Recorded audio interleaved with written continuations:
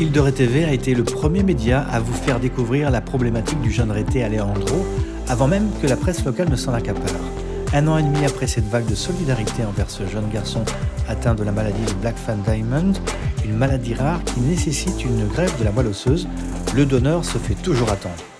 Les parents d'Alejandro continuent d'y croire et ils ne lâchent rien. Île de Ré TV est allé les retrouver chez eux pour faire un bilan de ces 12 mois écoulés et ils comptent bien trouver celui ou celle qui sauvera leur fils. Depuis la dernière fois, donc c'était il y a une petite année maintenant, la dernière vidéo, donc on était en attente de greffe pour Alejandro, greffe repoussée au mois de juin.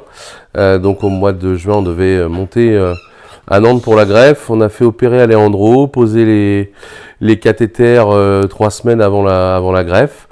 Et 48 heures après la pose des cathéters, on nous a annoncé que la donneuse qui était prévue était récusée. Donc on ne sait pas pourquoi, en fait, on n'a jamais su pourquoi elle était récusée. Soit elle a été malade, soit elle s'est désistée elle-même, on n'en sait rien et on ne le saura jamais. Donc coup dur pour nous, puisque greffe prévue, voilà, pas faite du tout depuis le mois de juin. Et depuis le mois de juin, donc passé de fichier national à fichier mondial. Et toujours en attente de trouver un donneur pour Alejandro. Donc ce qui paraissait facile au départ, puisqu'on avait demandé à ce qu'il soit greffé au mois de septembre 2020. Donc on avait trouvé un donneur au mois de novembre-décembre. Et ensuite, Covid. Donc on n'avait pas mis longtemps à trouver le premier donneur. Et puis depuis juin, on n'a pas de donneur du tout. Donc là, dans 3 mois, ça fera 1 an qu'on attend un donneur. Donc apparemment, il a un typage génétique qui est assez rare. Et on avait eu de la chance de trouver la première fois assez rapidement. On a eu beaucoup de retours, beaucoup de messages, beaucoup de gens qui ont été se faire tester pour Alejandro. Et pour l'instant, toujours pas d'appel de Nantes. Donc on continue. On a fait phare de Ré la semaine dernière encore. Et puis là, on relance une vidéo ici avec toi. Pour essayer de continuer à faire passer le message de recherche de moelle osseuse pour Alejandro. Île de Ré TV, carte blanche au Rété.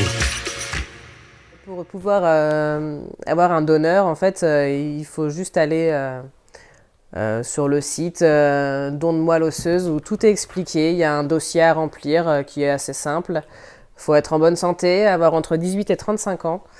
Et là, on fait une prise de sang et on sait si on est compatible ou non avec donc Alejandro ou un autre enfant. Enfin, faut savoir qu'il y a énormément de demandes, de besoin de dons de moelle osseuse, que c'est quelque chose de très important, qui sauve des vies. Mais on n'est pas assez à connaître ça.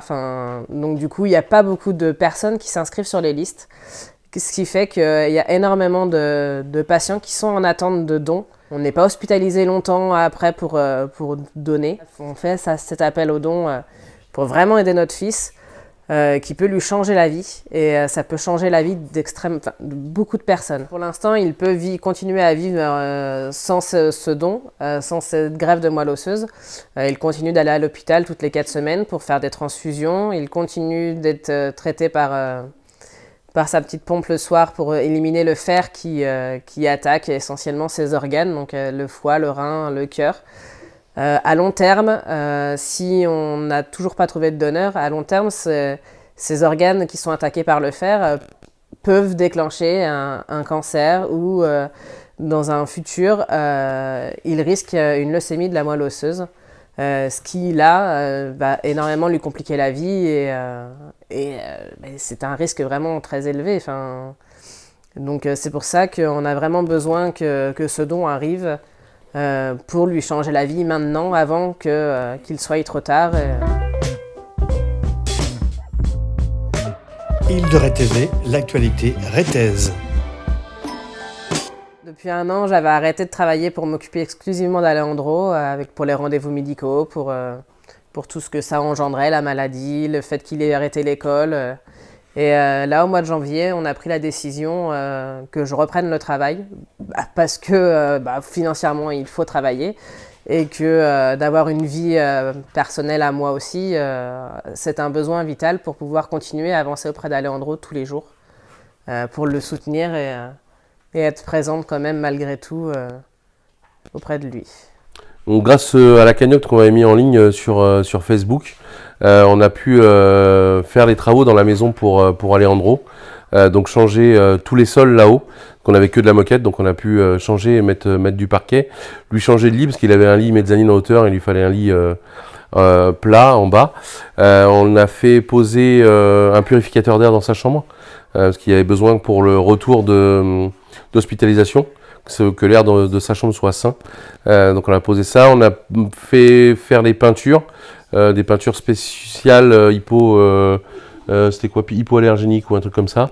On a fait refaire la VMC là-haut pour vraiment que l'air soit nickel. Donc tout ça c'était payé par la cagnotte, par les gens qui ont fait des dons sur la cagnotte. La cagnotte reste toujours accessible, elle est toujours en ligne. On l'a pas fermée, on la fermera pas parce que Alejandro peut partir du jour au lendemain et on aura besoin quand même de servir de ce qui reste de la cagnotte pour les allers-retours et puis ainsi de suite.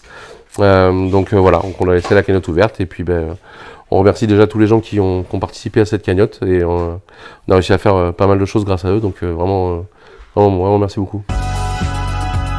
Les reportages d'Île de Ré TV. On a pensé à le faire greffer quand même avec un donneur moins compatible. Ça a été vu à Nantes, ils ont fait une réunion spéciale avec un donneur compatible 9 dixièmes en fait, pas 10 dixièmes. Mais l'état de santé d'Alejandro qui est pas encore dans un état assez, on peut pas dire critique, mais voilà, entre parenthèses, nécessitait pas l'intervention de cette greffe. C'était pas assez avancé, on va dire que si dans un futur proche, comme on a dit tout à l'heure, il risque un cancer du foie ou des reins ou que son cœur supporte pas la surdose en fer ou qu'il fasse une leucémie du sang, peut-être qu'on prendra la décision de le faire greffer avec un donneur moins compatible, parce qu'on n'aura pas trop le choix en fait, on n'aura plus le choix du tout, faudra le faire greffer quand même si on a moins de chances que ça réussisse. Et si ça marche pas, la greffe, il sera en chambre stérile jusqu'à temps qu'on trouve un donneur. Donc ça sera beaucoup plus compliqué, sa vie sera plus compliquée aussi. C'est-à-dire que là, il n'y a plus de maison, plus d'école, voilà. Enfin, chambre stérile comme il devait être à Nantes, mais sauf qu'il devait y être 3 mois. Et là, ça sera le temps qu'on trouve un donneur plus compatible, quoi. Il faudra que maman reparte avec lui comme c'était prévu et reste avec lui, donc voilà.